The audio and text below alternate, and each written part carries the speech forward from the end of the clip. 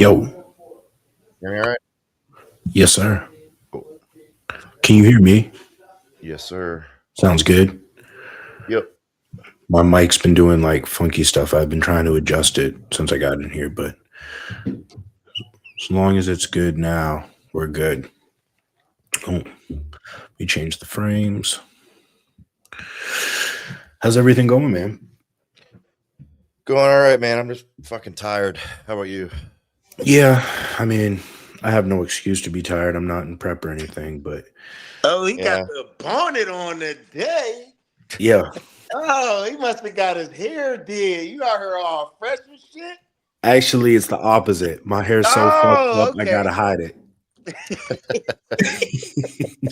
No, I could dig it, bro. I be on that same time too sometimes. Yeah, What?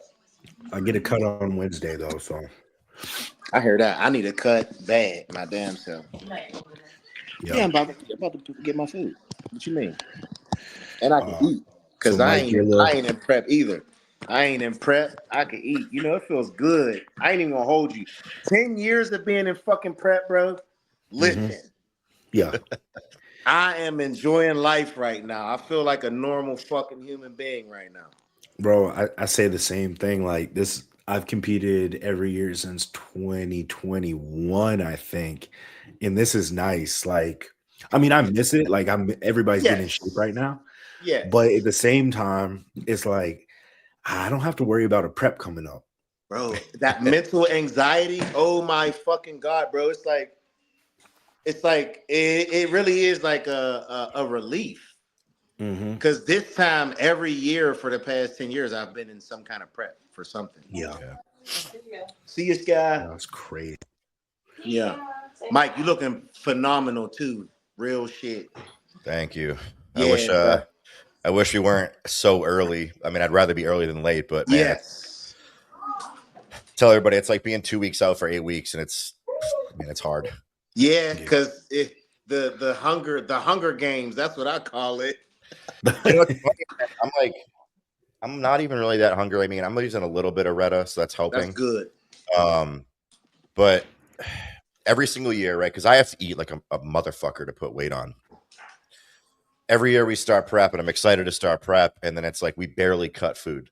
And I think Jacoby's changed my diet in the last 10, 12 weeks, maybe 3 times. Hmm. And I'm not eating a shit ton, but I'm eating more now than most people probably do when they start a prep, never mind being where I'm at. So, I mean, like I said, it's a blessing and a curse. I'd rather have it this than the other way than be starving my Yeah. ass off with 0 carbs. But Yeah. uh, I guess choose your hard, right?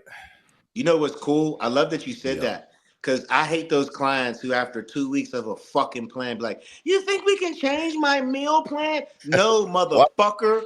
Why do we need to change your shit every 2 fucking weeks?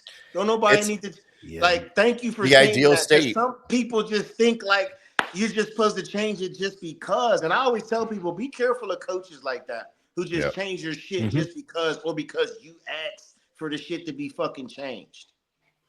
Yeah. If you're listening, man, if you can get through, it doesn't matter what the phase is, right? If you're growing, why add extra calories just to pack on fat? If you're Facts. getting lean, why cut more just to make your life more miserable? It makes no sense to me. Like the Facts. ideal state, if I can go through a whole prep and not change anything about my diet, then we're winning, right? Because you're going to Facts. look better with your eating more. Facts. Facts. For sure. Hey, you know what I did, guys? I know I'm meant for bodybuilding to some degree. I finally did my ancestry, and I found the Oh, majority Nigerian. So Oh, get listen, out of I'm not here. surprised. I'm not surprised, bro. I mean, because when I saw you the first time I saw you, I said, who the fuck is this big black motherfucker? And where the fuck did he come from? And then your ass said Maine. I thought you was yeah. bullshitting. I'm like, you're fucking bullshit. There's no Any fucking fishes raisins on in top Maine. of it. Dude. No, Yes, that's sir. that's not surprising, man, because Nigerians definitely have the fucking super gene, it It seems. is Yeah, the year of the Nigerian, right? it Yeah. is. Yes, it is the year of the Nigerian for sure. Yeah, Yeah, because what's the no, name is Nigerian too? Ken, right? yeah, Ken. Yeah, yep. Dude, Ken, Samson, dude, Andrew. dude. what he did, bro. He looks crazy. What? I just be like, I know. If Bro, they if he can, doesn't, man, if he doesn't qualify, I'd be shocked. if they can get him all the way dialed and he can hold on to the tissue he just put on, man, dangerous. exactly, because dangerous. he's not tall. You know what I'm Right. saying? So, No, he's not. so when he stands next to somebody who's a little taller than him, it's over. He's got to run the gauntlet, though. He's got to run Tampa, Atlanta, Texas. I'm rooting for him, but that's gonna be tough for anybody this year. Yes, you're right. You're so right. I mean, you saw, Jordan already announced, and he's doing Italy, which I think is super smart. The way things are stacking up, I know we said it like 3 podcasts in a row now, but the way things are stacking up, there's going to be some guys that are worthy that are not going to make it this year just because everyone's doing those late shows. Man, listen, bro. I got a post that's going to be dropping tomorrow, and I want people to think about this. When you become a part of the 1%, it is extremely hard to become a part of the 1% of the 1%. Yep. Yeah. And people don't look at professional sports like that. Think about the guys that ride the bench in NFL football. They're phenomenal fucking football players. Yes. But you're part of the 1%. And the starters are the 1% of the 1%. And everybody can't be the 1% of the 1%. So you got to figure out ways to navigate that, to at least try to get you a shot, an opportunity to get there. You know what I'm saying? And I remember when the judge Bill Sabita told me that, he said, Doug, be strategic in the shows that you pick, because let's just keep it 100. When certain people show the fuck up, you know you got your work cut out for you if you can win that. And it's not to like discourage anybody or to be discouraged. Like, you want to beat the best. Like, all of us want to beat the best, but you also got to be realistic in this game. You know? But going along with being realistic, like, no offense, but you and Mike have very limited shows that you guys can fucking pick from. Like, it's not like the Open where there's 7 or 8 shows in the US, and for 212, what is there, Mike? You said there was 4 total? 5? Yeah, we got Tampa back this year. We got 5. All right, so I mean, like, it gained it one, took but still, Flex and Derek calling in a favor to get 212 back at Tampa. I mean, and that was my only victory, was the fucking Toronto. You know what I'm saying? I say it all the time, man. Everyone wants to be a pro, but like, you better be careful what you wish for, because it's probably your last win. For sure. And if you enjoy doing this just to do it, I get it, but that's not me, right? I've been an athlete my whole life. I don't compete to compete. I compete to win. Facts. And that's a fucking, it's a brick to swallow when you get up here and you realize, like, it's just you, man. It's not like a team sport where, like, any given Sunday, like football, right? Like, that's not the way this works. Yeah. I had a conversation with my training partner today. He's young, he's optimistic. I love it, right? Like, the world is yours type mindset. And I said to him, Elijah, like, I'm doing this off season here. The pro debut was like testing the water. This is the one that really matters next year. And I said, honestly, brother, if I'm, top of 3rd call outs, that might be it for me, because, you kind of now have the realization of where you sit in the field.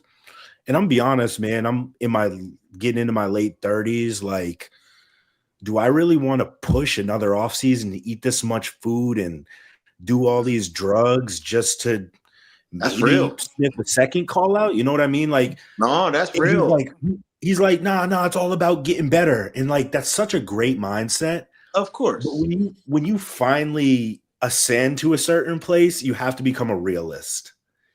There's impacts from this, right? There is not a freebie here. You don't get to do this with no negative impacts to literally everything else that goes on in your life, right? So facts. I appreciate everyone who has like a super positive outlook on this, and like, I get the whole, like, it's you versus you. It's about getting better stuff, but like, at some point, no, it's not, man. Like, it's about winning, right? Winning still matters. And if you do this at a high level, it's going to demand more of you than doing this at the amateur level, at any amateur level, even if you're a national guy. Like, it's going to demand more of you. And the more is unfortunately going to detract from your health and everything else in your life. And if your bank account, because the higher you climb, the more expensive this shit gets, man. Like when I talk to my friends, the Keons, the Martys, and I know how much money is being spent on food. I'm not even gonna talk about gear. I'm talking about food. Just food. It's ridiculous, bro. People don't believe me, man. I'm like, for me, just me, right? If I separate everything out for my son and my wife, put it aside, easy $1,000 a month. Facts. Easy. For sure. I was gonna say probably for my eating alone, $250-ish a week. Yeah, because you're at this point now where that's why I say like you're at the point now where you're weighing your individual meals, but you're eating pounds of meat a day. Pounds. Yep. Pounds. Yeah. And if anybody's noticed, meat is through the roof. What? And eggs. The fuck, bro? Yeah. Yeah. It's crazy. It's crazy. Bruh, so yeah. I mean, that's why I say like you're so right, Mike. Like for me, I said I'm gonna continue to do it as long as I'm having fun. You know what I'm saying? And I'm old. I started late. I didn't do my first show till I was 31. And a part of me realizes that I was trying to make up for lost time in my life. I got kicked out of college. You know, I thought my life was ruined. You know, caught some cases and, you know, unfortunately still paying a piper for a lot of things that I can't do today because of my criminal record. So, you know, when I got into bodybuilding, I really fell in love with it. And I preach that do it for yourself. Like, you know, if you're doing this for outside validation, or if you think you're going to be rich and famous, you're already setting yourself up for failure.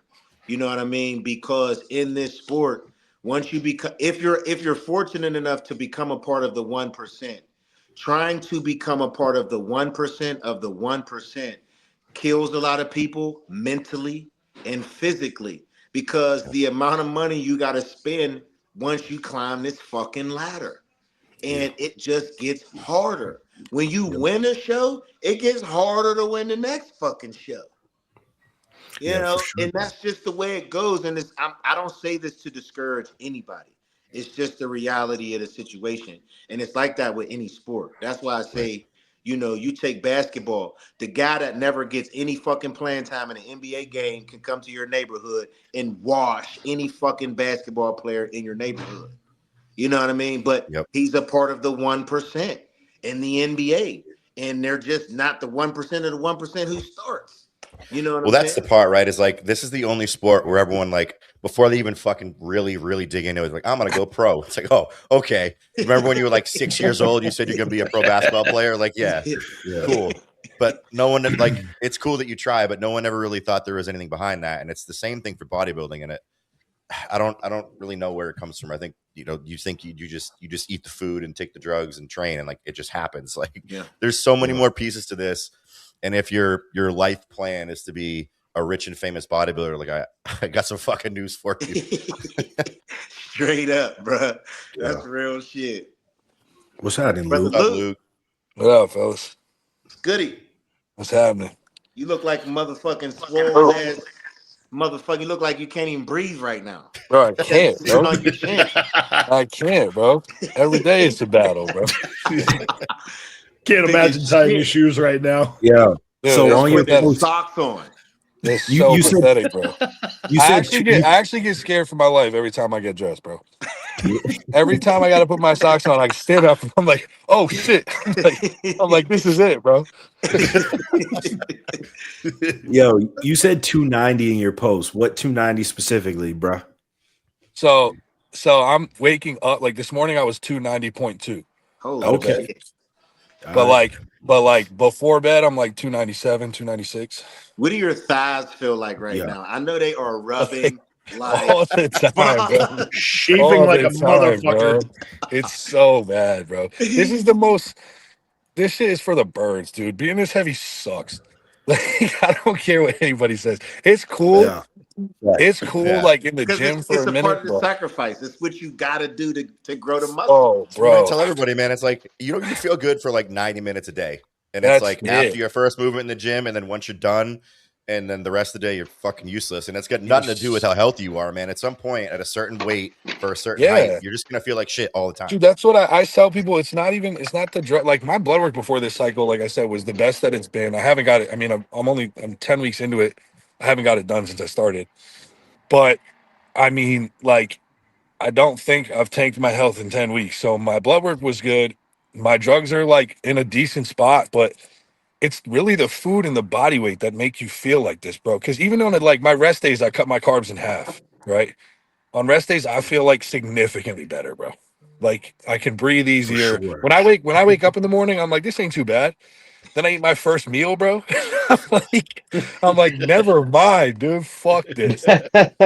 You know what I mean? So Luke, I know you feel like me, bro. Like literally waking up every day, I'm like, all right, like let's go to battle with these meals. Like get through meal one, and then you got an hour and a half, and like, all right, in this hour and a half, like get ready for meal two. Yeah, like, bro. For me, it's a battle to stay awake in between meals, bro. Yeah.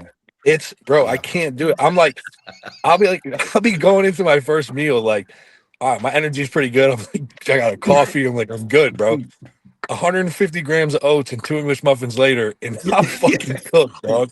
I'm falling asleep. I don't care where I am. Driving with a client, I don't give a fuck. I'm falling asleep. That's the worst when you're driving, bro. Yes, bro.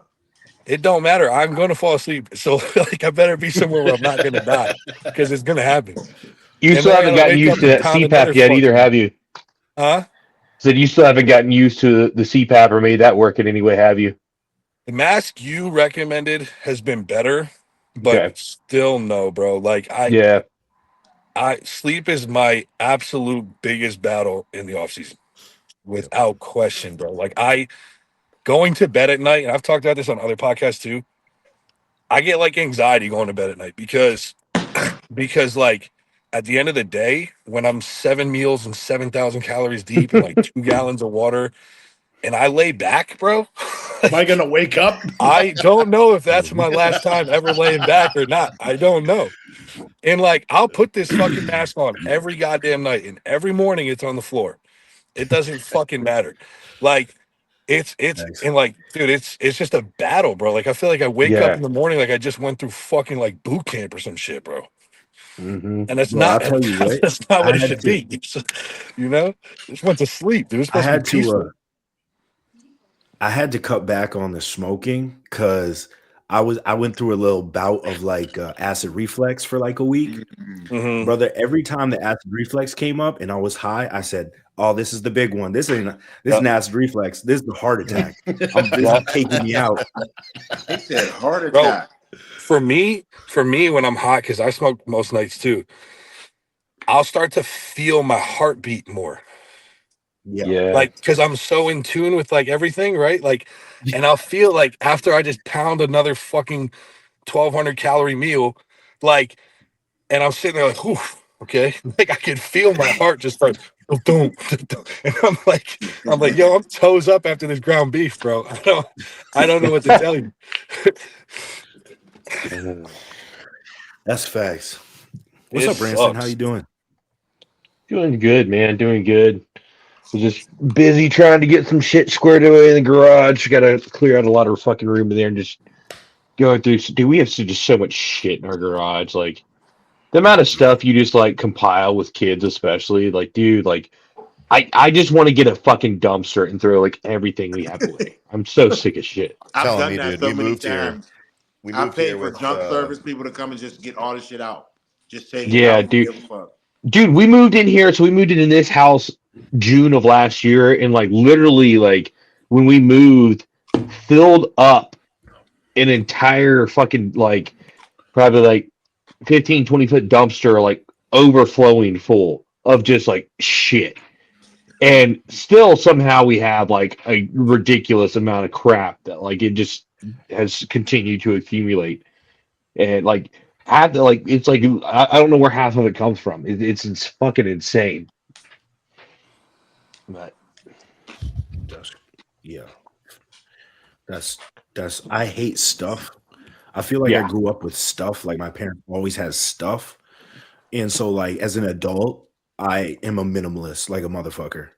Like, Oh, I dude, don't my, want my shit in parents my are house. like borderline hoarders. So Oh, I literally like they say fucking like everything. Like, dude, my dad, I love him to death, but he had like a fucking a stove, like the screen on the stove go bad, and instead of just like replacing that, because it costs almost as much to replace that part as it did to get a new stove for some fucking reason.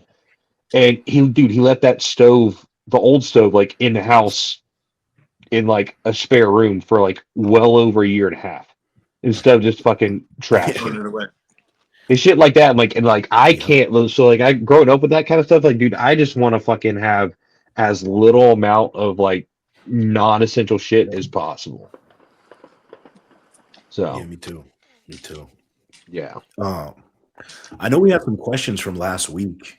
Um, I had does a pretty decent one. anybody I have know. one? Yeah, I had Oh yeah. some.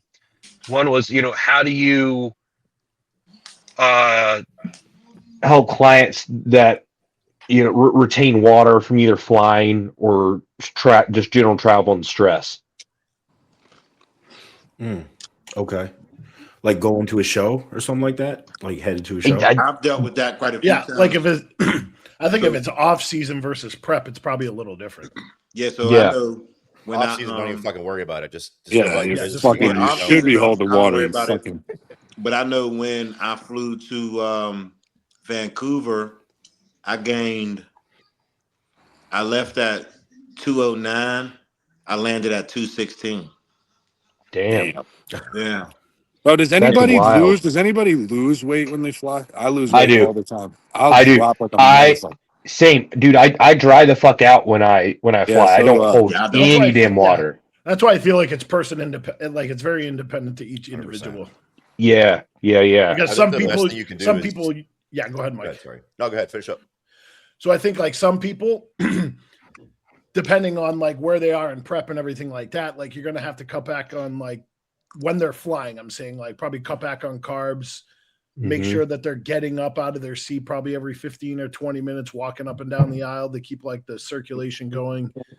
But other than that, there's not a shit ton that you can really do for it besides like cutting back on food, making sure they're staying hydrated and getting up I and would walking I would say getting up and this walking too. around.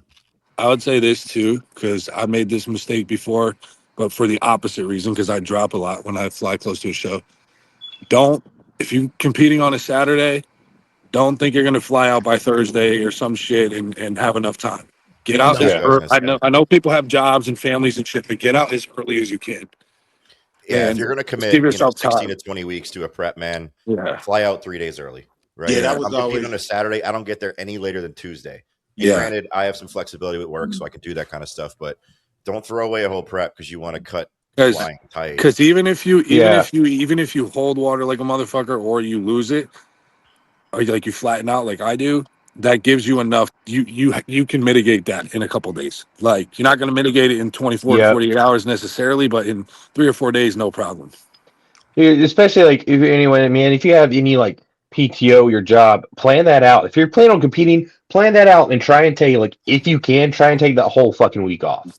Yeah. Like, That's and what I then You ain't going to be very useful anything to that anybody happens with anyways. travel, like any other shit, say you lose your luggage, like any kind of shit like that happens Yep. that could be Delays, stressful. cancellations. Yeah. Yep. Yeah, like all that shit is possible. Like you can Yep. totally not have to worry about it really. Like, okay, it's like, okay, it comes up. I can just like, I can, maneuver from here instead of being like, oh, if Yep. you fly out the night before and that shit happens, like you're fucked.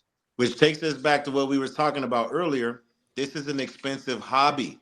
So Yeah. if you want to be good at this, you need to listen to what we're telling you guys because we've all experienced it. And it's the worst if you go through something like that and you're trying to cut corners by maybe flying in a day or two before you're supposed to weigh in.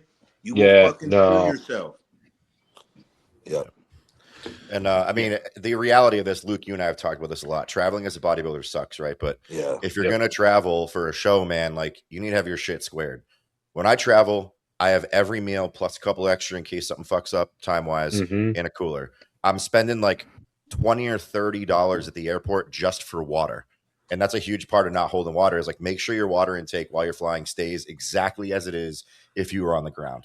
Yeah, I've don't fuck with very shit. rarely seen guys hold a bunch of water if their water intake stays consistent. It usually, if it does, it usually falls off the next day. You know, you get off the plane, you eat your normal meals, you go train, you train the next day. Normally, you're good to go. And easier said than done, but avoid making this some big mental battle, right? Like if you're in shape and you're ready to go and you're flying out early enough, the skill is important, how you look's important. But if you've got a couple days, just let time take its course. Right? There's no need to freak out about these things. There's no need to stress yourself out. That cortisol makes it so much worse. The stress that will come from that, like you said, Mike, is going to ruin everything more than most of this other shit. And like, I'm somebody like, because like we said, like we have talked about, dude, I tweak when I have to go anywhere. I hate leaving my house. Like I've got to bring fucking 7 fucking bags with me. I look like a fucking retard because I got everything with me, bro. But like, still things can go wrong. Timing gets fucked up. Just being like as a bodybuilder, when you're homebody, like most of us probably are, like you're so robotic, you do shit around the clock at your house that you don't even really recognize. Like you reach for the salt in the same place that like you're not even thinking, oh, I need salt. You know what I mean? And then you go somewhere and like you kind of have to rewire certain things because it just doesn't feel routine. It doesn't feel the same.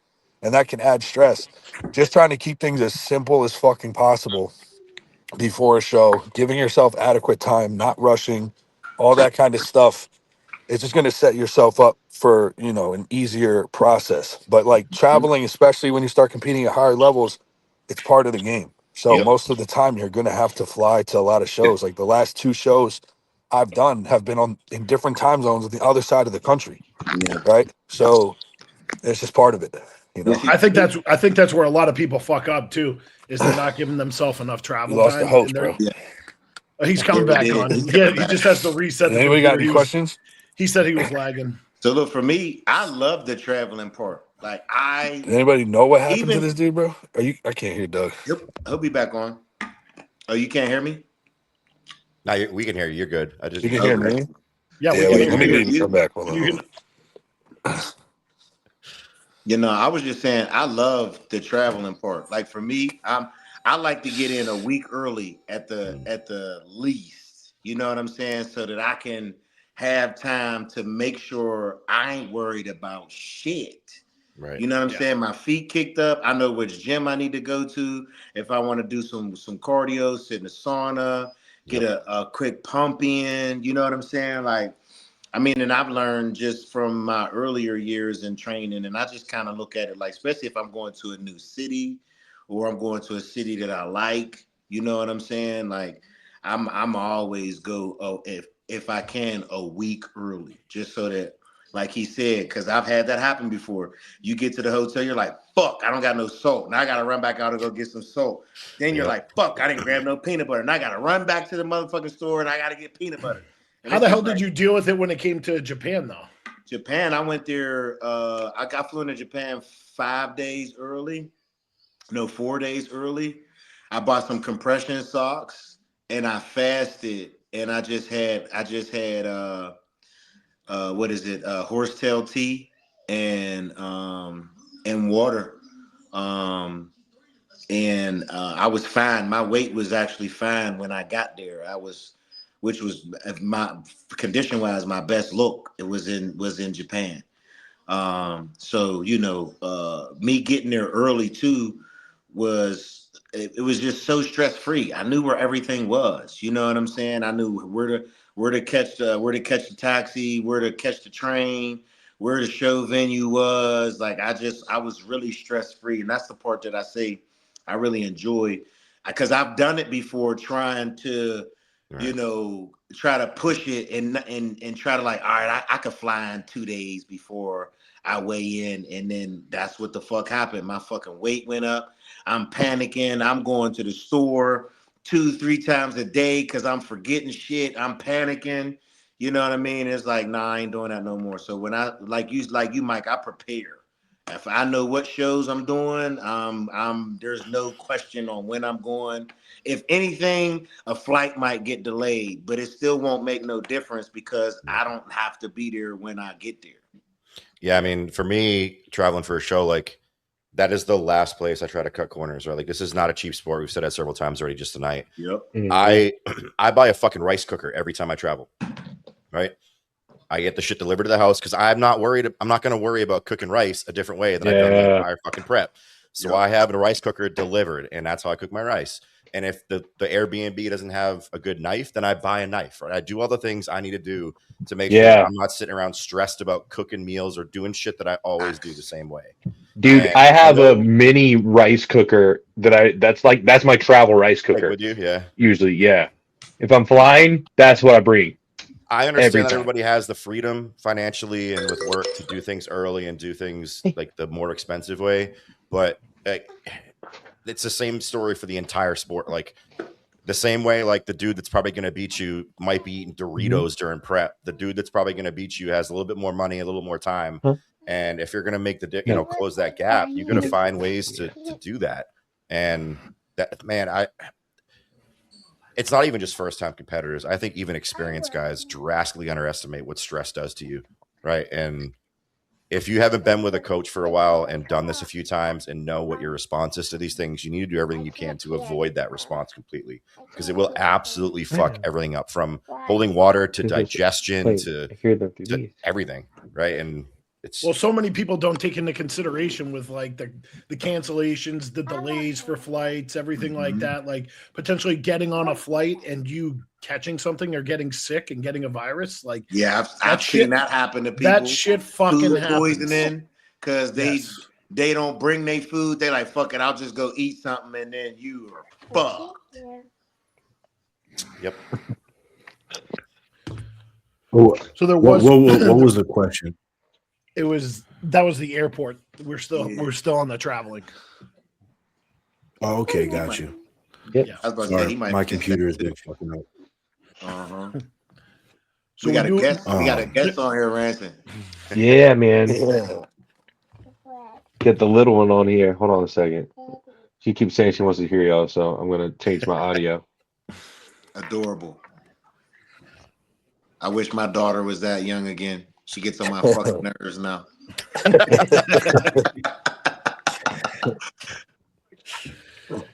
Here's one of those good questions. You're bound to one equipment manufacturer for the rest of your life. Who are you picking and why? Ooh. I'll go. It's new tech for me. Yeah, I'm backing that up. I already knew Mike was going to say that. Yeah. Everything. I don't know what it is, man. I don't know who's designing their shit, but everything. Japanese dudes, bro. It just, well, yeah, there you go. They're short. They're short like I am. They're wizards. Everything fits. There are plenty of really, really good machines, right? That just don't fit me or somebody else. Everything New Tech makes fits me. And when you look at how it's built, like it just, everything feels good and works like it should. There's only one piece by New Tech that I think sucks, and they're literally redoing it, and it's their hack swat. And they're remaking it, and honestly, the only reason it sucks is because there's like too many adjustments. Like there's too much going on. Right? That's how I feel about Prime sometimes, dude. It's like, do I need? Yeah, it's too much. The depth. So, but like I would say with other manufacturers, there's a lot more than one piece I can pick that I just don't like. Right. Yeah. But with New Tech, it's literally just that. Everything else, like it's not that even just like okay, like it's all good. And like when you start using it regularly, like when I travel or go to other gyms that don't have it, and I go back to like even like Cybex that I loved, you know what I mean, and shit like that. I was gonna bring that up. I'm just like, dude, this shit it's not good, bro. It's not that good. Like I'm spoiled now, bro. I'm a little princess. Yeah, so like, motherfuckers are spoiled. Yeah, bro. I'm a little fucking princess, bro. For real, dude. I'll kind of keep my a brand out of this for right now because let's put this. I probably have a good chance right now of getting a lot of equipment really soon with a brand. So I've liked what I've used, except for like one piece, and even the people who were like, try this piece out and just give me your honest feedback. And immediately I was like, they're like, yeah, we already told the owner, and like we're trying to get this one like scrapped and totally redesigned because of shit. But all the other ones fucking hit pretty well. Yeah. For me, I don't have a preference. I haven't tried none of the stuff you guys talking about yet. But I mean, I like the Cybex equipment that's in my gym. I used to be a fan of Arsenal, but it's a hit or miss for me. Hit or miss, right? Some of their shit feels good, and some of it's like, wow, everything fucking hurts right now. Yeah, dude. Some of their equipment, I actually feel like, dude, just like was like blackout drunk and just threw it together. I'm like, well, this makes no sense. My whole body fucking feels like it's gonna snap. And then other pieces are like their leg press is good, like the chest supported T-bar is good. Designs. It's exactly like the Nebula pieces are good. Yeah. All the stuff that Arsenal has designed is shit. The Arsenal preacher curl is the definition of a bicep tear waiting to happen. It makes no sense. I don't know who designed it. Dude, it's fucking horrible. A bicep tear waiting to happen. You fucking do one rep with like 30 pounds and you're like, yo, my elbow's about to snap out my asshole, bro. It makes no sense. Yeah. On the other hand, what do you guys think is the most overrated brand? Panada. Really? Easy. No, I hate I don't Panada think so. stuff, It's dude. Prime for me. It's Prime. There's only a couple pieces I Prime's like. close. All the rest of them are crap, and they break so fucking easy. They do break. They do break. They do They're feel so kind of cheap. fragile. They do feel kind of cheap. I would say Arsenal, to be honest. To be fair, though, on the Panada thing, Panada has, I think, 3 different lines. Yeah. And the highest level line is like luxury as fuck. Like, they got like pleated leather and like it feels good. The middle and lower line are really not that great. I've used a couple Panada pieces. Like one of their pullovers is fantastic. Really? And they've got a couple other pieces that are just absolute butter smooth. But as a whole, especially for the price, have you seen the prices on Panada shit? The lead times. Everything on their equipment list is in the 10K plus range pretty much.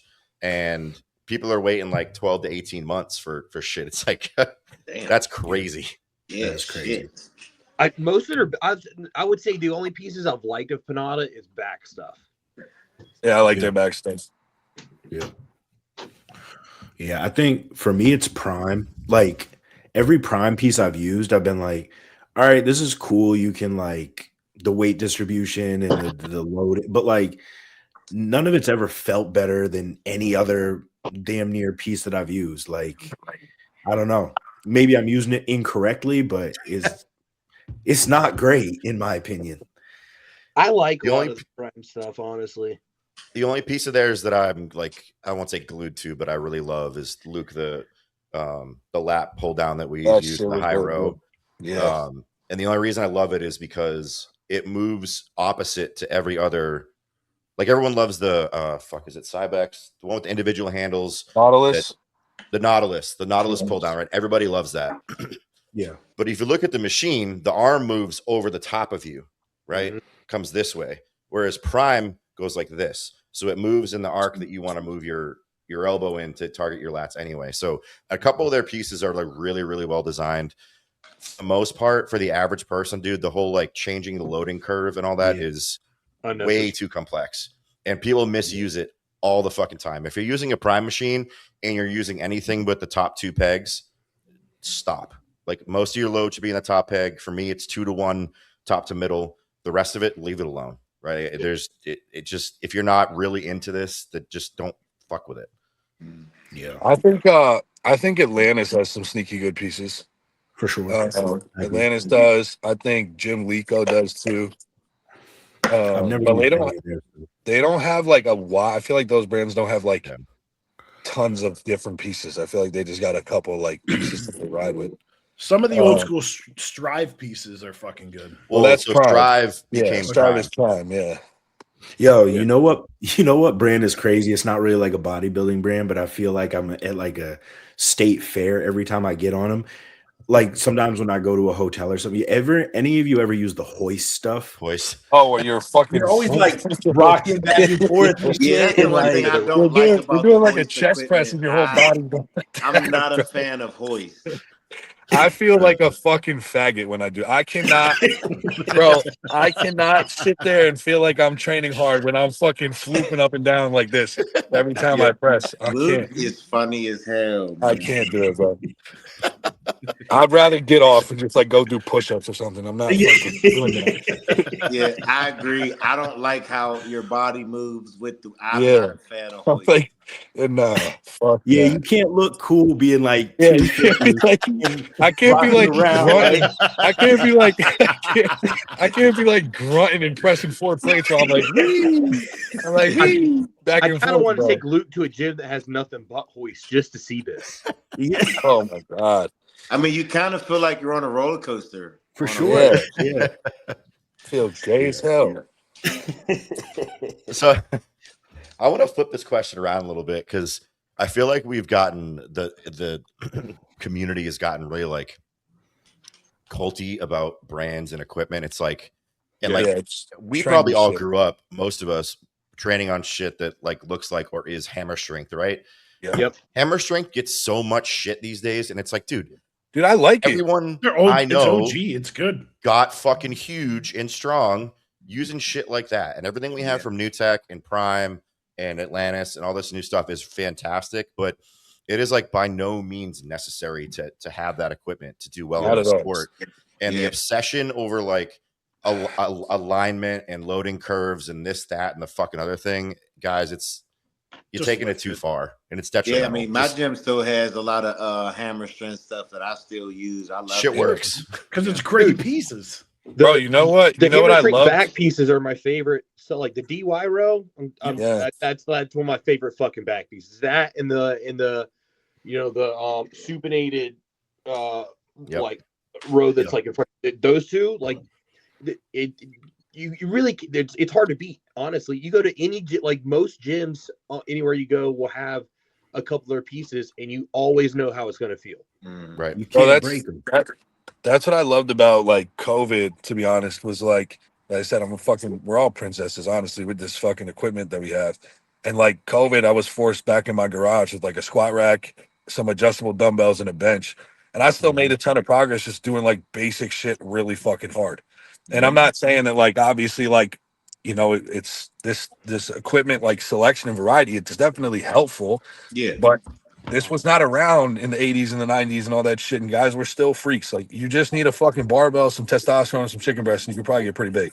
Man, look, a lot know of what I this mean? shit that is around today wasn't around. When people ask me certain questions, I just laugh. I just chuckle, man. I be like, people were worried about the wrong shit. And you're so right. I was the same way, bro, during COVID. I trained with my coach in his homie's garage, bro. Yeah, bro. I trained in a Christian youth center that had a dual cable tower, a Smith, and some dumbbells. Yep. That's it. Right. And like I was fucking laying on my back doing leg press on a Smith machine. Still fucking worked. I still put on like 15, 20 pounds and everyone was like out of the gym. And man, I spend way too much time bitching about the new generation and all the way the industry's like the way the industry's become, but it's still true. Like you guys are gonna min-max fucking optimize yourself into being shitty ass bodybuilders. Dude, I did most of my nationals prep, and like 90% of my prep for North Americans and nationals, and like all my training last year was out of my fucking garage, with a Smith machine, a fly piece from Free Motion that I did a lot of my tricep stuff with, and a fucking power rack. Like, I didn't have I got a cheap ass like $200 cable machine after North Americans, and I have like 3 pairs of dumbbells. I have some 10s, 15s, and some 65s. Like you can do a lot of shit with just a barbell and a power rack, man. Yes, you like, can. Like if you're sitting there like, oh, I need this, I need that. No, you fucking don't. You need some balls and just get brain. To your point, Mike, it made a softer generation. I mean, it is what it is. You know what I'm saying? Like they could be mad at us all they motherfucking want. But it's a luxury, and that's why for us we enjoy it, right? Like we'll use it, we'll train with it, but we don't feel like we need that shit at all. Right.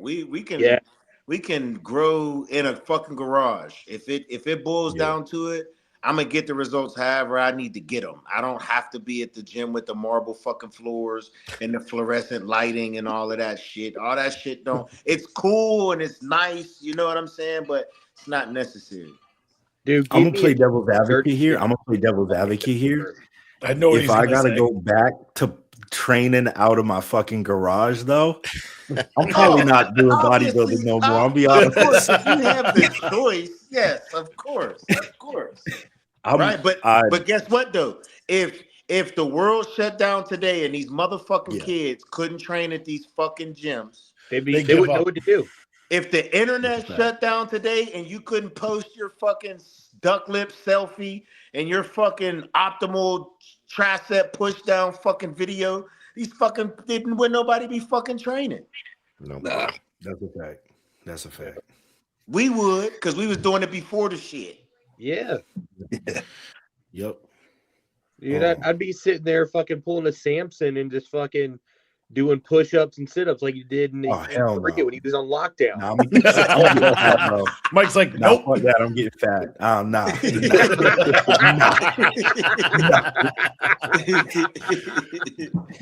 That being said, I ran in place for 3 hours a day. No, I'm not doing that. Yeah, that's crazy work. Yeah. Yeah. You just cancel it, bro. Don't do the show. Don't do the show. Yo, who you guys got in this college natty, Michigan or UConn? I want UConn to win, but Michigan's gonna mop them. Man, look, I like UConn's coach. What's the over-under? Oh yeah. I don't know. I only know the odds. I think Michigan was like minus 285 or something like that. Michigan seems to be the better team. Maybe I'd be an idiot and put another 5K on it. Brother, I've lost way too much money this tournament for me to put any money on anybody right now. Yeah. So the line is 6.5 to Michigan. Whew. The over under is 146.5. Money line is minus 300 Michigan plus 239 UConn. And one of Michigan's, I think one of their top players is hurt. Yeah, for Michigan. Yeah. Man. But it's this is supposed to be the pinnacle of college basketball competition, and they've won by at least 20 for every single game, which I don't know if that's happened before. Yeah, I don't know. They might be the greatest Michigan team of all time. They said it. Fab Five, step aside. You think so? Yeah. They said it. It's the conversation. I feel like Fab Five is more just like they got like that like nostalgia, like that aura, bro. Like, you know what I mean? I mean, the old college teams are always going to have that because they've existed before the transfer portal and before NIL and all that. But like, this is the era we're in now, right? And anybody bitching about Michigan optimizing their team within the rules is just being salty because y'all could do the same thing, but you didn't. And it's not like I know Michigan has a fuck ton of money, right? But like, you're all D1 big time schools. That's like a if fact. You wanted to, you could. That's a fact. And I think it's really cool how UConn got back to its third fucking national in a row, dog. Like I couldn't imagine climbing that mountain one time, let alone 3, bro. Like that shit's gotta be exhausting. Dan Hurley's a gangster too. Y'all see him go head to head with the ref. Yeah, head to head with the ref was sick, bro.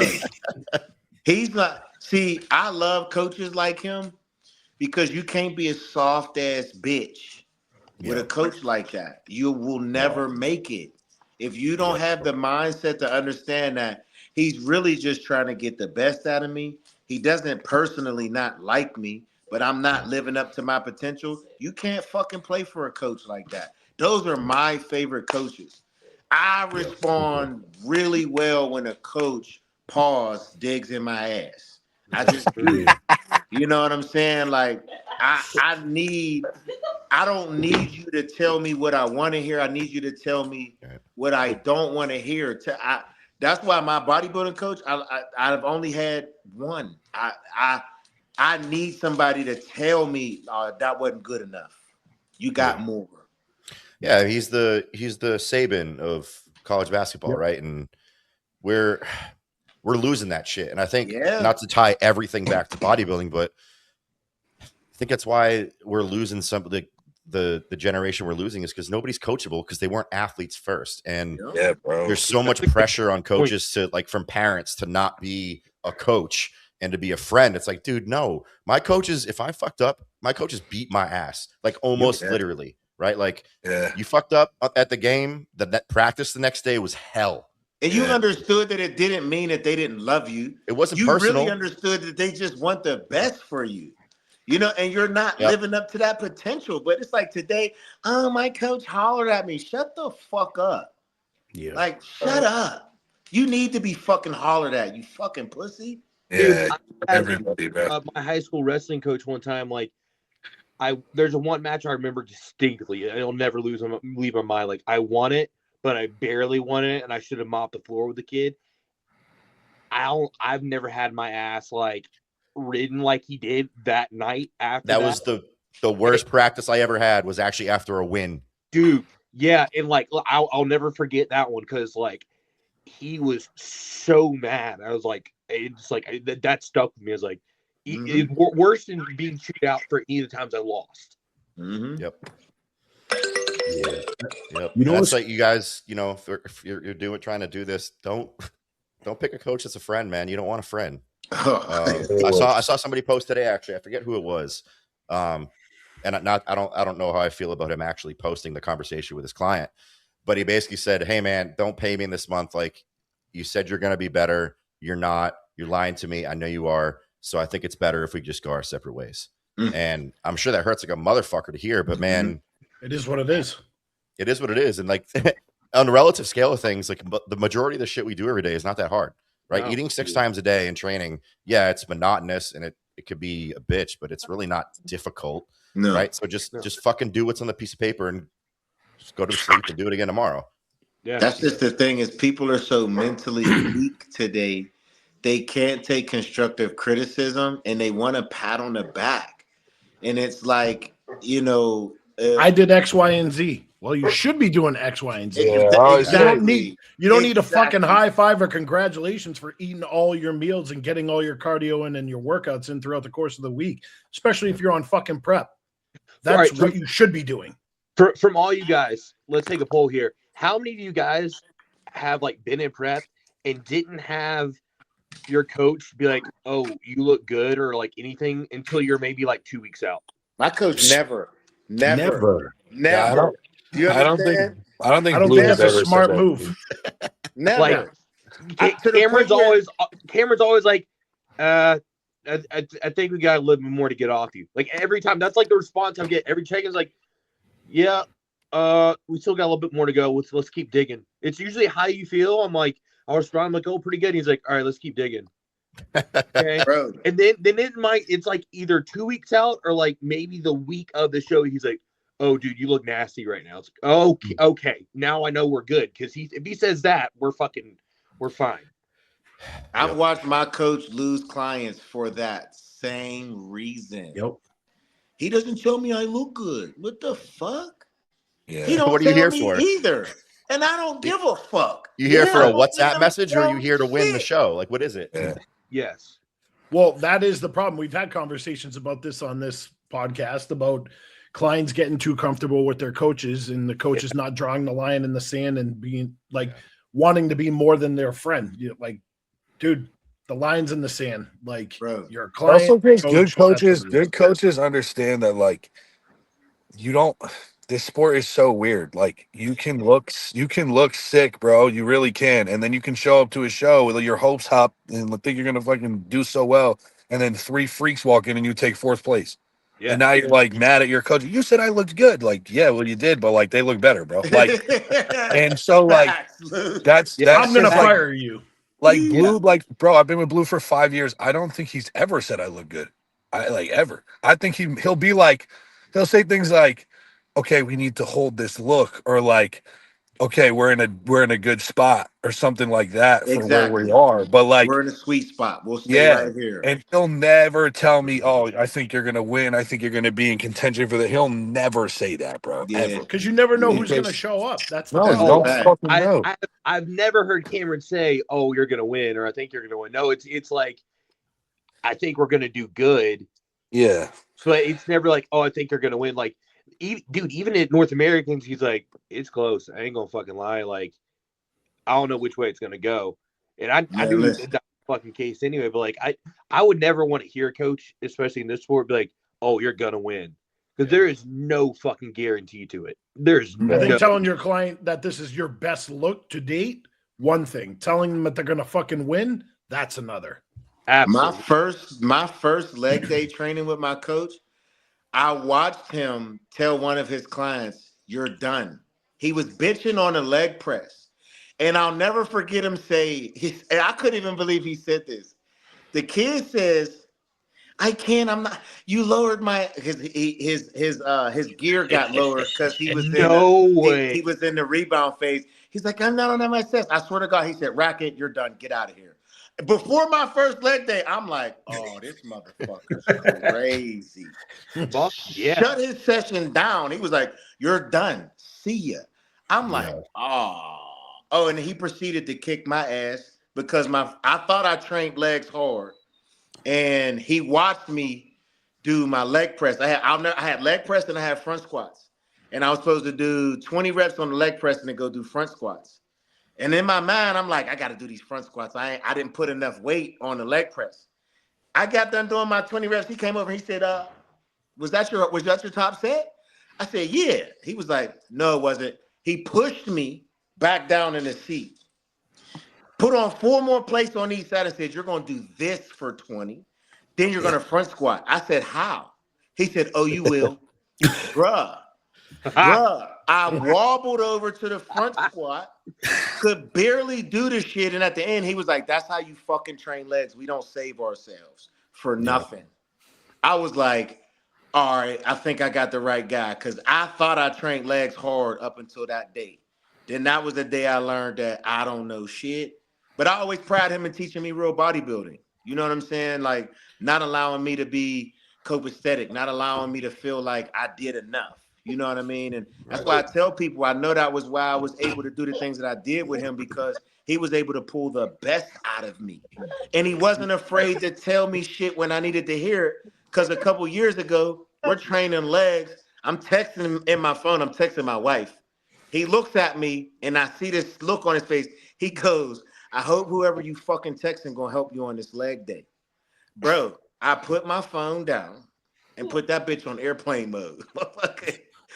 And most people won't say stuff like that, right? I needed to be checked. I'm in my phone too fucking much. Yeah, I'm texting my wife, but at the same time, it's like, dude, we're in the gym right now. If it ain't an emergency, what the fuck are you texting for? Yeah. And I respected it. I didn't get mad. Initially, I was pissed. Like, hold on, who the fuck you talking to? Right? I'm a man. I got an ego. But I also understood he wants me to win more than I do. So Yeah, but why that's the would I take point. what he's That's the saying point. personal when he's training me? And I'm paying him to motherfucking train me. Right. But that's the point that Mike made, is that none of these kids have been coached before. Like, none of these kids have been yelled at by someone that isn't their fucking mom, or even their mom or dad probably not even yelling at them, bro. Like, I don't even think kids get their ass beat anymore. No. Like, I don't even think that's a thing. I just get my shit fucking wrecked by my pops, bro. Like, I got We went busted through lips we and were shit, bro. abused children. Yeah, That's I what the was fuck it was. borderline. In today's Looking back, world, I'm like, I we don't were know if this is abused okay, actually. children, bro. But but I don't care. Like, so like, it's a lot of these people, like, they've never had their voice raised or like talked to sternly by somebody, like, at all, even, bro. And so like they don't even know. They just like want to cry when that shit happens, and then they run away like, oh, he's mean, you know, like. Yep. And it's not what it is. Like, half the time, those people care more than anybody. Yep. You know. Do you guys think that in 20 years from now, the coaching climate will have completely changed? Or do you think some of the coaching styles that we carry will transfer down? Or do you think this like next generation is just we're gonna get a wave of just like soft ass coaches? I honestly think even right now, like, it's kind of coaching has changed in the last fucking 10, 15 years, because some of these coaches that are now like in the beginning phases of coaching, they don't have the attitudes that we have, like where we came from. And like, that's how I think all of us will continue coaching. Like, stop being a fucking pussy, line it up and get it done. Yeah. Whereas now it's, oh, okay, well, you don't have to do prep right now, or So you ate like, off plan. Let's just get back on track. Like, even though you're 10 weeks out, no, so I'm pulling your ass full off a circle, fucking right? prep. Like we talked about basketball and Saban and Hurley and all that. The climate always changes, but what success is and what breeds success doesn't change, right? And Yeah. you know, college athletics has had a massive change in the NIL and the transfer portal and the entitlement of students and athletes and parents. And what wins championships still wins championships. Now, if you don't want to do the things that win a championship, that's perfectly fine. There's somebody out there that'll coach you to second, third, fifth, eighth, 12th place. Like that's, you'll always find someone for that. But the shit that's going to bring you to the top is never going to change. Like conceptually, like maybe the specific X's and O's change, but like strategically, it's always going to be the same. And the guys that are going to get the most success are always going to be doing the same things that we're doing. And if you don't want to sign up for that, like, I'm sorry, you're going to be signing up for mediocre performance. That's a fact. If you're looking, the sad reality of this, man, is the reward for good work here is more work. That's Always. Yeah. That's it, right? Like, until show day, maybe you get a couple days out and you're in a good enough spot to not. But until show day, like, the reward for work is more work. Yeah. I'm, you know, to my specific instance, I could compete on Friday if I wanted to, if there was a show for me to do, and probably be in better condition than almost everybody, if not everybody on stage. But that's not where we're at. Jacoby's like, okay, we're in a good spot. We can be better. So we're still 5 weeks out and we're still pushing, right? If you don't have a coach behind you like that, if you don't have a training partner behind you like that, and this next one's a bit harder. If you don't have a partner or friends that like that, you got to reevaluate where you're at, what sphere you're operating in. Because, man, not to be too off on a tangent here, but like, I moved to Florida, and strictly bodybuilding wise, I would have done it 10 years ago. And I don't think you guys understand, if you've never had a change like that, what your atmosphere and climate and environment can do for your output. Huge. Bro, it's crazy because, like, I said this to my buddy too, because, like, obviously I've been down here for like a year now. And like when I went home for Christmas, that was like the only time I spent any extended time back in Connecticut since I left. And I was just like, how, not like we talked about earlier, like, we're all spoiled now and shit, right? So, like, it's not that I need this, like, I can still be a good bodybuilder elsewhere. Right. But like, going to these gyms and just being in that area, I was like, how did I do this for the first fucking 27 years of my life, bro? Like, this shit sucks, dude. Like, it was horrible. Well, there's studies that prove that, like, a part of becoming successful is putting yourself in the environment where you're most 100%, bro. And It's you're like, provided with if you're an actor and you live in Arkansas, you're not gonna be a good fucking actor. You need to go to fucking New York or LA. Bro, You know it's just what I'm like, saying? it's like opportunities present themselves. You meet people who introduce you to so-and-so, who put you in this room, and then all of a sudden you're signing contracts. So you got this opportunity or that opportunity. You know what I mean? It's like, it's like I become friends with Derek Lunsford, bro. Like, I have his phone number and we text. I was on the phone with him the other day. Like, he invited me to his house. What the fuck, bro? Like, what the fuck? Like, I forget, bro. I'm training with Justin Compton. Like, dude, what the fuck? What is going on? Like, I don't even process it. I'm just a fucking retard from Connecticut, bro. Like, and don't get this twisted if you're listening, man. Like, this shit isn't necessary. Like, none of us. No, that's what I said. Yeah, a perfect gym needed pro bodybuilders around us, right? I went pro in fucking New Hampshire. We're in a hole in the wall gym with like nobody around me. Yeah. And you know, Ranson, you're not in the best environment all the time, but you still get the shit done. Like, we're all doing this for the most part, have done this in what is not an ideal environment. And it's not because the environment makes you, it just enhances you. And get when I moved here was the start. When I moved here was the start of my prep for my pro card win. I had already built everything that I had. You know what I mean? I didn't need to be here. No. It just gave me it just presents opportunities and just puts you around. Like, it's just better, bro. And then when you go back, you're just like, I can still get the same shit done and still, because I conduct myself like as a professional, right? Like, I take pride in that. So, like, I'm not gonna slack. I'm still gonna train. I'm still gonna get my shit in. It's just like simply not as enjoyable sometimes. And you know what else? No one had to convince us of what we said we want. I always tell people, if your coach has to convince you of what you say you want, you don't really fucking want it. You don't want it at all. I shouldn't have to convince Which you. is fine, right? This is the part I want. It's fine if you don't want it. Exactly. But don't act like you do. Dude, because then we're both going to be unhappy. That pisses me off so bad is when people act like they want to do stuff so bad. And then you're like, all right, we'll do this. Like, well, I don't want it. Like, you don't really want it. Just go ahead and fucking quit. Go ahead and you have no place in this thing. You have no place in it. None. I had that conversation today. Listen, when I tell people what I did my year, I won my pro card. What's his name? Giles. Who's the Giles? Thomas. Thomas. Yeah, I interviewed with them after I went to Toronto, and when I told him what I did to win my pro card, and then win that show, when I was driving a city bus. I had to be to work every day at 6 o'clock. I was in the gym by 5, cardio. Then I went to work. Then in between my shift, I worked out.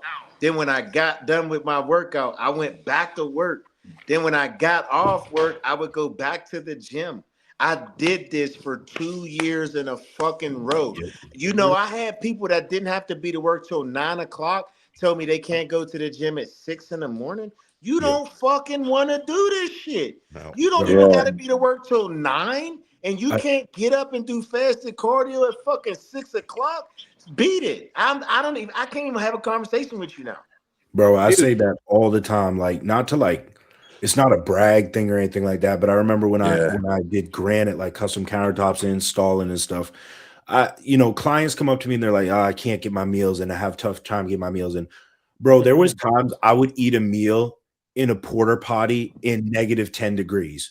Dude, done it. On a 5-minute break and just get the fucking meal down. I did that for years. Like, I have a real hard time when people say, I had a hard time getting my meals in. Like, that just doesn't fly with me. And I'm beginning to not respect you as a person. And then you seem like a dick because then people don't understand it. It's like, bro, I remember getting called into the office when I drove the bus. My supervisor was cool as hell. He said, Doug, somebody called in and complained and said you had a plate of food while you were eating. I said, no, I ain't have a plate because I didn't. I had Tupperware. He was like, get the fuck out of my office. Say less. I feel you. And people feel like when we say things to them, oh, you're just being mean. No, I'm not. I'm being honest. You either want it or you don't. Bro, you got it. I had a guy like during this prep, this guy, was seeing me eat everything. He's like, oh, I can't eat healthy. It's just so hard. You'll understand when you have kids. When I was like, dude, I got 3 of them. And then like the look on his face then was just like, what? Like how? What do you mean? Like how do you? And he's like, well, how do you do it? I'm like, I just fucking do it. You see this meal I'm eating right now? It's cold. Yeah. That too. I've eaten cold meals with my fucking fingers because I forgot my utensils in my house. Green beans with my fucking fingers. Dude, I pulled out debit cards and used them as spoons. Facts, bro. Like, I mean, for real, these are the conversations that I really enjoy because sometimes people make excuses. And at the end of the day, every single one of us has done things that we did not want to do, but we want the result. And at the end discipline. Of the day, that's it. That's the only thing that fucking matters. Yeah, people think discipline is just like, do it like following a plan and doing that and you doing it and doing it. No, discipline's doing it like I love, like Tyson said, is like discipline is doing what you hate, but doing it like you love it. Yeah. And like not all of us want to do some of the stuff we do. Yeah. Like I sure as shit don't want to have to get up during prep and do fucking cardio every morning. Yeah. No fucking way. But I don't like eating cold food. I'd rather heat my shit up too. I don't want to fucking do that shit. I hate cold food. But the whole entire prep for fucking nationals, the microwave or the generator, the microwave was broke for like our work truck. So I ate cold meals that entire, like from North Americans to nationals, every meal I ate was fucking cold. I have to say something about this too. Every single one of y'all that have done that, right? You do it without telling people. You just do it, right? Fuck, man, thank you. I fucking hate When I see a motherfucker go on Instagram and is like, I'm eating cold beef and rice in my car.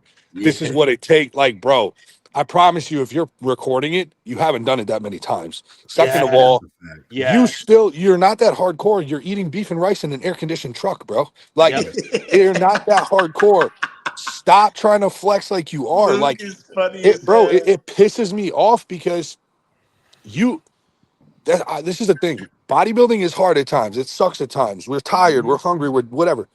Nobody is making you do this. Not one person. You That's a choose to fact. do this shit. So if you want to bitch and moan and look at me, look at what I'm willing to do, da da da, shut the fuck up. Just shut the fuck up. Nobody cares. Just do it if you want to do it and go bodybuild. That's part of being a bodybuilder is eating meals.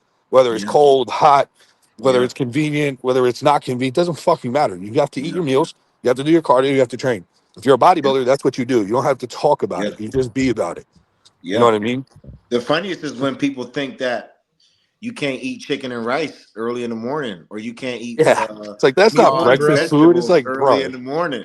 Motherfuckers be like, "Oh, but you got to eat breakfast food because it's Yeah. fucking 9 o'clock in the fucking morning." I literally had a client that like I sent them the meal plan. Their first meal I had like 200 grams of jasmine rice, like 150 grams of ground beef, and like 2 eggs. And they messaged me back once they got their plan. I was like, I can't eat ground beef in the morning. I'm like, what do you mean you can't eat ground beef in the morning? Well, like I just can't eat that for breakfast. I'm like, Yeah, all right, you don't I want don't it. think you're cut out for bodybuilding. Yeah, like, I really don't. You don't. There's get no it. such thing as breakfast, bro. There's Yeah, no there's meal one through they it's want meal waffles, 1 through 6. fucking Yeah. pancakes. That's what they fucking want. Because You they're don't watching have breakfast, lunch, Breon and dinner, bro. eat talk about his fucking pancakes and shit. Yeah, you watching all the motherfuckers that can do whatever the fuck they Yeah. want, but you ain't them. Yeah. Bro, I haven't eaten dinner in like 8 years. Yeah. Straight up. It's always the people that are trying to find the workarounds, right? Like, fucking protein pancakes and fucking protein Pop-Tarts and fucking protein balls. Luke do be loving his Ninja Creamies though. Oh hell yeah, bro! Are you fucking kidding me?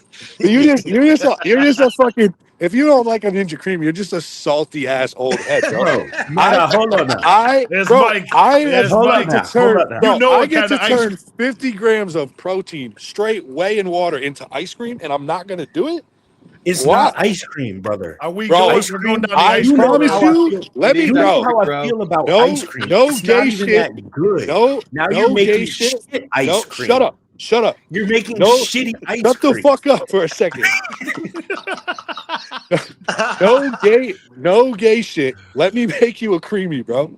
I swear. I swear it will Hey, change if you your make life, it, bro. Luke, you make it Sherry Garcia, he's in. Yeah, I will make you a Cherry Garcia creamy, bro. It will change your life. All right, bro. All right. And you will come back on this podcast and give me my flowers. I know we're getting a little long here, but where this conversation's gone seems like a natural segue into a question I was asked recently, and I get asked a lot. And I think it's probably a good question for this group because we have a pretty diverse kind of background and life experience, and where we're at currently is like the question I get asked is like, how do you do it? How do you balance it? How do you make bodybuilding fit?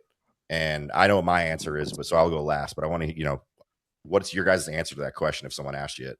There is no balance. Yeah, I was about to say there's no balance, and ultimately you figure out a way to make it work, right? Because I got kids too, and when I got started in the bodybuilding, my daughter was 4 and my son was 8.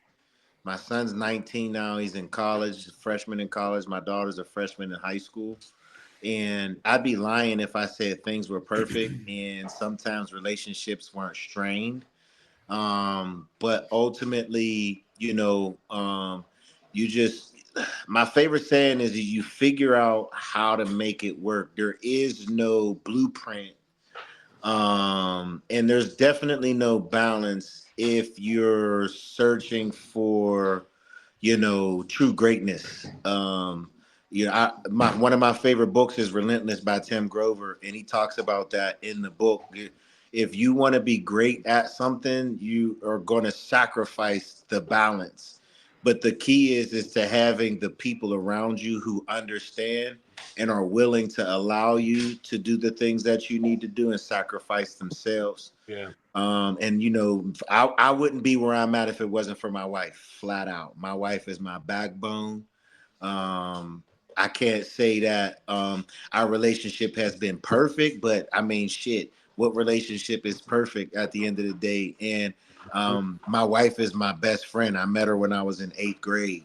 And we got 2 kids. We went to the same college for a little bit. Like, she's literally my best friend. So, you know, I wouldn't be where I'm at right now if it wasn't for my wife. You know what I'm saying? She's the glue and the backbone to my family. And I know I wouldn't have been able to achieve a smidget of what I've done if it wasn't for my wife. I agree with everything Doug said. I'm just going to take a little bit different approach with this. And when I started bodybuilding, nothing in my life curtailed to bodybuilding but being in the gym, right? As time progressed, I realized this is something I wanted to excel at. And I started tweaking little pieces of my life to make bodybuilding easier, right? Like where I lived in a place close to the gym that I like. I moved there. Doing the whole granite thing was killing my body and I wasn't making progress. So I took a job managing a couple GNCs, right? Like, so things I started making my life easier for bodybuilding to be more achievable. Yeah. Now, I'm not saying quit your job today and become a personal trainer because that's fucking crazy and you're not going to make any money because it's fucking tough, right? But as the years go by and you get better at this, if you really, really want to excel, make aspects of your life a little bit easier to bodybuild. And at this point, everything in my life literally revolves around bodybuilding. Yeah. Like the store that I manage, doing this podcast, even though this doesn't make me money, coaching, like all the things are bodybuilding, right? So that's made it easier for me. But like I said, don't out the gate when you decide you want to bodybuild, drop everything, drop your career, Facts. drop your job, Please and don't. just say, all right, I'm going to focus on being a pro because that's not the way to go about it. And you can be a bodybuilder with a career. 100%. I want to say that. 100%. Look at Andrew Jack. People Yeah, don't realize this. Andrew Jack's a fucking engineer, guys. Yeah, So you is don't Mike, have bro. to quit your Yeah. job. You don't have to, you know, do all of these outlandish things that people you think do. I know people that got 300,000 followers don't got a pot to piss in. Yeah. They on the internet acting like they got every motherfucking thing and they don't. Yep. Anybody else? I mean, mine's pretty. I'm younger than you guys. I don't have a family. Nobody I don't fucking have cares. If you kids. got no kids, you got no Yeah. job. Like shit, I don't even deserve to answer this fucking question, bro. It's the truth, bro. I feel like a fucking phony answering this question, bro. So I'm just gonna shut my mouth. Let the real men talk. Bro. Man, I'll tell you this, and I think it pertains to me. This has always been my mindset. Like, if you ever want to be great, achieve like high levels of stuff, in my mind, there's a couple things that have to be true. You have to be a little bit delusional because you can't be realistic. If you're going to be realistic about shit, honestly, throw being at a high level away, because being realistic is, I might not win this, like, you know, probably not going to. There's other people better. No, you need to be a bit delusional to think I'm like you're gonna be good enough to win fucking everything you do. And like, I agree. You have to make yourself find, because like if you're that delusional to think you can win and achieve shit, for one, it's just gonna end up happening. It's just the mindset you put yourself in, and because you're gonna find a way to work around shit. It's gonna happen. There's no balance, and you got to be a little bit delusional. Now, there's going to be times where balance plays more, like there is some balance, like especially when it comes to like prep, there's no balance. Sorry, that's it. Like off season, there can definitely be a lot of it, but like talking about bodybuilding here in a prep, there's none. But you got to be a bit delusional and not be like, not delusional in the fact that some of these kids are that I've talked to that are like, Right. oh yeah, I decided to start bodybuilding. You know what? I'm gonna go pro in like the next 2 years in classic, and then I'm gonna be on the Olympia stage in 5 years. No, you won't. Shut the fuck up. You've never even done a show. I've seen you train, and my 5-year-old or my 6-year-old daughter can train harder than you. Shut up. Go away. Like you got to have that delusional belief in yourself to like make shit fucking happen. Well, here's the thing: people don't want to put the hard work and the dedication into, what it takes to get into that kind of level. Yeah, dude, I'll tell you, it was working at UPS for 24 years and competing as well. Like, it ain't fucking easy, especially during Chris Ranson. You know it. Like, fucking peak, you're doing dude. 14 hours. You're doing 14 hours days. You're eating fucking cold food. You're shitting in the woods. Like, dude, ain't no fucking joke. And like, I don't want to, like, I have to use the word balance a little, but you figure the fucking ways out to make sure that you're still there for your family. You get your shit done. You're eating 6 meals a day. You're working 60 to 70 hours a week. You fucking find a way to balance it all and make it work if you want it bad enough. That's just the bottom line. It's all about what you put into it. What you put into it is what you're going to get out of it. That's a fact. Yep. Yes, I mean, I get a kick out of that question when people ask me, because I don't think I have a particularly difficult. Like, I work for most of my career was in an office. Now I'm at home, which is even easier. How do you get your meals in? It's like I go to the fucking kitchen and I heat one up or I cook one, and then I come back to my desk and I eat it and I keep working.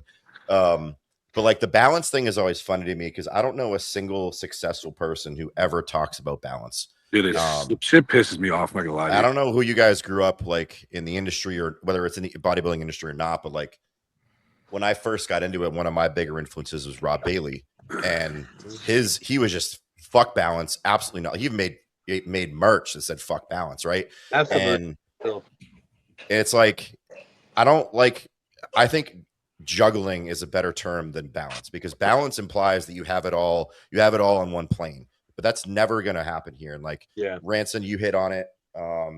In prep, like I'm dropping some balls, like some shit's hitting the floor, and I know that.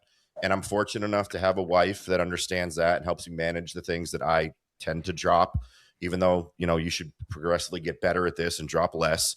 But when it's not prep time, you need to understand that like bodybuilding doesn't have to be a 24/7 endeavor, right? The kids that are trying to make this their personality and their whole life, it's like my favorite phrase about this is, for most people, bodybuilding is better as background software. Like you eat 6 times a day, you train for 90 minutes. Other than that, like what the fuck are you doing with the rest of your time that you need to worry about balance with this? Right. And there's certainly times where it takes over, right? Like if you're doing a couple hours of cardio, 2 hours of training, a half hour of reposing, meal prep, certainly it gets to be a bit much. But for the most part, man, like this is not that fucking time consuming.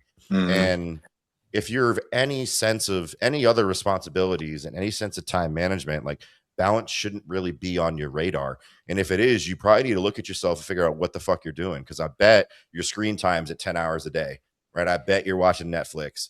I bet you're doing a bunch of shit that does not contribute to the goals you're chasing. Not only bodybuilding, but like if you're going to bodybuild and spend 4 hours a day doing this, the rest of your time that's not working needs to be with your family or with developing your skill or developing your career. There's so much wasted time that like, if you're worried about balance, you need to take a deep introspective look of like, what am I doing with all this shit that I have to worry about this problem? Yeah, no, that's real. I mean, and just to piggyback off of that, man, I think that the one common denominator is like, especially for us that have kids, is your wife or whoever your spouse is very supportive, but that doesn't mean that there aren't those rough patches. You know what I'm saying? It's like you said, I've dropped the ball quite a few times with a few things, and if it wasn't for my wife, you know what I'm saying, shit could have hit the fan. So balance is something that everybody wants, but there's no balance in seeking greatness. It's just not. And that's why I referenced that book, Relentless. In 2017, I read that book. It changed my mind. It changed my whole mindset on life, because that book right there, I swear to God, I feel like that should be a course in school for people, because what Tim Grover talks about in that book, the three levels. Are you a closer? Are you a cleaner? What was the other one, Mike? Because I can't think off the top of my head. Finisher. A finisher, yeah. And when you think about it, those three tiers of people are in everything. Mm-hmm. You know what I'm saying? And you have to decide, who are you? Are you somebody who is just cool with just making the team? Or are you somebody who's cool with making the team and having an impact? Or are you that person that's going to make the team have an impact and hold everybody else around you accountable? And you're not going, and there are non-negotiables with shit. And he talked about that about Michael Jordan. And you could say whatever you want about Michael Jordan. He was an a-hole. He was all of that. But one thing you couldn't say is, did nobody work harder than him? And couldn't nobody say anything to him because he was the hardest worker. And there is no balance in that. And he also talks about how there was no social media back then. So nobody knew Michael's work ethic. Nobody knew when he got into Utah that before, while everybody goes to the hotel, he goes to the gym. Right now, you can see what most people are doing because they can share it. They can do all that stuff. Michael Jordan's work ethic was superior to everyone else's, and there is no balance in that because you're willing to do what nobody else wants to do in order to get to where you want to go. And that's why the greats were the greats. That's why Jordan was Jordan. That's why Brady is Brady. Well, I also say this. Take that next level. I say this all the time too. It comes down to like the love of the game, bro. Like you got to really love what you're doing. Yeah. If you really love what you're doing, you don't really like. You think Kobe and Mike and these guys, like, do you think they wanted balance? Do you think they wanted to live in the fucking gym, bro? Yeah. Like, and that's how I feel. I mean, I'm still young, and I obviously like have moments where I'm more or less invested in this like entirely, but like. Mm-hmm. I don't feel like I want or need balance. When it comes to maintaining relationships, that's a different story. I don't look at that as balance, but like, I don't really like, I do this because I love it, bro. And like, man, Kobe never went to the club. Imagine being a fucking millionaire in LA and all your homies on the team was like, let's go to the club. And you're like, nah, I'm going to the gym. Yeah, he didn't want to, though. You know what I'm saying? Like, straight up. Like, he knew it would make him better, but that's also because he just simply didn't want to. Like I partied when I was in college for a couple of years. I knew it's not for me. I'd have no desire to, party and live that lifestyle anymore. I'm good, bro.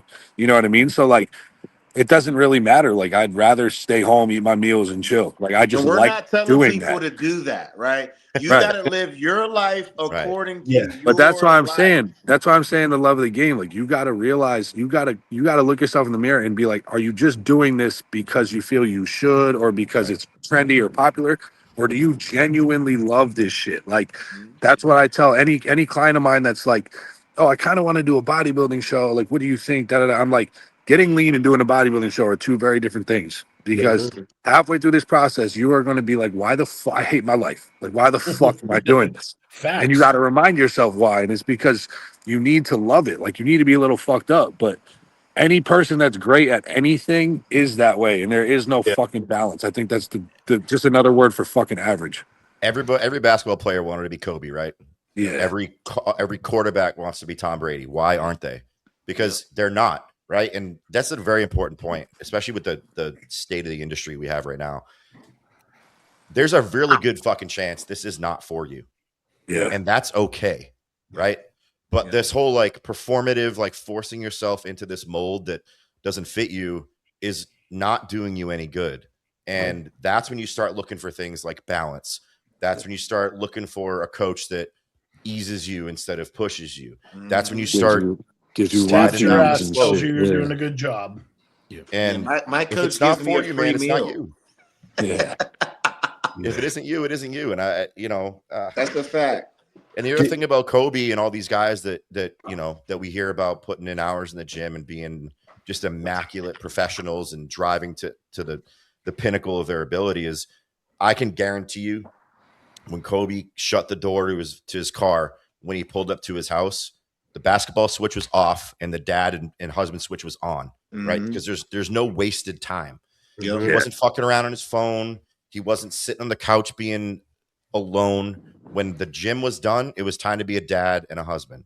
And when it was time for the gym, that shit was over. You know, Doug, to your comment about the phone in the gym, like that shit's over. The switch is flipped. It's time to go work. To me, that's not balance, though. That's just being a professional. Yeah, exactly. Like you can be all in on one thing and still be a human being and maintain relationships, be a father and be present and be a brother, a husband, a son, whatever. Like intention. Yeah, that balance to me is like not getting too invested in one thing and having different like avenues and hobbies and yada yada. I don't want none of that, bro. I don't want that. And if you do want that, then you probably won't be good at anything. I'm just being honest. There's like so many people are like, well, what do you do for fun other than you the gym? Eat, smoke weed. I really don't. Yeah, and I was about to say the gym is fun my for kids us. and I'm at the gym. Like that's the gym is our fun. That's that's what they don't. That's what they don't get. Exactly. To me, that's man shit, bro. Like I love training. I love it. Yeah. Did anybody else, Doug, when you were talking about that book, Relentless, and this just lets me know that we're probably all fucked in the head. When you were talking about, you know, the person who's just happy making the team, the person who wants to contribute, and the person who wants to make everybody better. When I heard the dude that just wants to make the team, I went, fucking pussy. Like, you know what but that's real shit, right? Like, who the fuck just wants to like, and we all know people like that. People that bro, it's like that motherfucker. It's like that motherfucker that does like a local show and enters every single class and gets like fourth in every single class they do and gets all the medals and then goes and posts like, true novice, I got all these medals. Yeah, like they won something. Or it's like the dudes who like are on a football team and their team like wins state, but they rode the bench the whole year, and even though they ran state champs, they get a fucking like state champ ring, and like, oh yeah, state champion. Like, no, the fuck you're not. I'm not trying to take something away from somebody who makes a team. I'm just speaking on the person that doesn't have more aspirations than just making the team. And it's sad that you even have to break that down and explain it, because that's the culture that we live in today. Yeah. It's like people don't understand. You know, I love when NBA players tell stories about Kobe. And there's a couple of stories that are so hilarious. For one, Kobe used to tell guys, if I beat you to practice and I'm the last one to leave and you mad I'm not passing you the ball, I don't give a fuck. Yeah. I'm not passing you the ball. And if you want to be average, go to Dallas or go to Phoenix. And people didn't know how to take that. So people like, Kobe's mean. No, Kobe has high expectations. Yep. And people who understand that don't get on his fucking bad side. Mm-hmm. You know what I'm saying? And Lou Williams told a funny story about how they got beat so bad one game. He said Kobe came in the locker room and made everybody take off his shoes. Said you're not worthy of wearing his. I heard that. Yeah, I heard that. Yeah, like people like that, I could play for. You know what I'm saying? Like I could play with, because I don't want to be in a room full of mediocre fucking people. I just don't. Like what's that Nick Saban saying? High achievers don't like mediocre people, and mediocre people don't like high achievers. That's real shit. So we can't relate. It's an important part of this too, is like when you have the security of a team around you, it's different, right? Because Tim Grover's book talks about the 3 different kinds of people, but it's in reference really to team sport athletes, right? But in bodybuilding, man, there's no one fucking pulling you. There's no Kobe or Jordan dragging your ass along, right? Yep. Like you either want this or you don't. And now maybe there's some times, because we've all been there, when you're fucking buried and you're exhausted and fatigued and hungry, where your coach has to dig some shit out of you. Mm-hmm. But for the most part, if that isn't a rarity, you're not making it. And it's not just bodybuilding either. It's, you know, most individual sports don't have the safety net of like someone picking your chin up and say, hey man, head up, let's keep fucking going. Yeah. If you can't put that in here yourself, that's a problem. And if you can't, it's probably because you don't want it enough. And that's, again, we're talking, this sounds like talking a lot of shit to people that are listening. And if it does talk like shit, it sounds like talking shit, 2 things. One, it's not. It's okay if you don't want these things that I want. Right? Exactly. We've come to this place in this culture where like it's not okay if you don't want what I want, and that's not true. Yeah. But if you're thinking that, you need to look inside and think like, holy shit, like, is it me? Because I guarantee it's not me. Right? It's not. I'm not the one that's the problem telling you that if you don't want this shit, it's brutally apparent and you shouldn't be doing it. So you need to do some searching. Yeah. 100%. I know, like, y'all probably had this fucking happen too. Like, I openly will invite people to come train with me because, like, you know, there's not many people around here. So if someone wants, like, I try and get especially like younger kids to come train. If they're like, especially they say like they want to like do bodybuilding stuff. Like, all right, come train with me. Let's fucking find out for sure. Because, you know, for one, it's a positive impact on them, and if they can hang and they like push it, it's like, okay, they can actually fucking do this. But I've had so many people be like, oh, I would love to come get a train session with you. All right, come on. And they come, and then like I'm having to encourage them to even get clean anywhere close to failure, and they'll still stop like 4 reps shy. And then like they'll be like, oh, that's a good session, and you're like, oh, you know, let's train again. I'm like, no. That's why I'm careful. And they get upset about it, and they're like, anybody- they like, you're just a dickhead. I'm like, no, I'm not a dick. You don't know how to fucking train. Yeah. And you're literally stopping 5 reps short of failure every time. Like, I don't want to train with you. You're not gonna push me, and I'm not just gonna sit here trying to fucking pull you along. No. Especially when you know what failure is, and you can tell when somebody's faking the failure. Like, bro, dude, you're done. You'll never train with me again. I'm cool. Yeah. Like, yeah. I'm cool. Real shit. Yeah. Oh, UConn up 2. Yeah, it's a good game. Hey, What's going on? I put 100 on them. It's a good game. Did you? I put 100 on UConn. It's a Just good for game. the fuck of it. And it's 9:30. I gotta go to bed, fellas. I didn't put 5K on it. All right, good. See you, Doug. Yeah, I guess go to we're bed. all. Pleasure. Everybody. I'll see you guys next week. Yeah, I think we're. Yeah, was a good. Good. This is a good episode. good? Yeah, Yeah. Luke just dipped out. Didn't even say shit. Time for Luke to eat and put his socks Yeah. on. He said, "Oh no, it's time to eat." Yeah, this is a good one, fellas. he's still got 6 meals left, so he's got to get after it. Yeah. His day Real just talk started tonight, boys. Real 5 talk. hours ago. All right, boys. All right, Have a good fellas. night, Have a gents. good Take it night. easy. Yes, See you, sir. fellas. See you.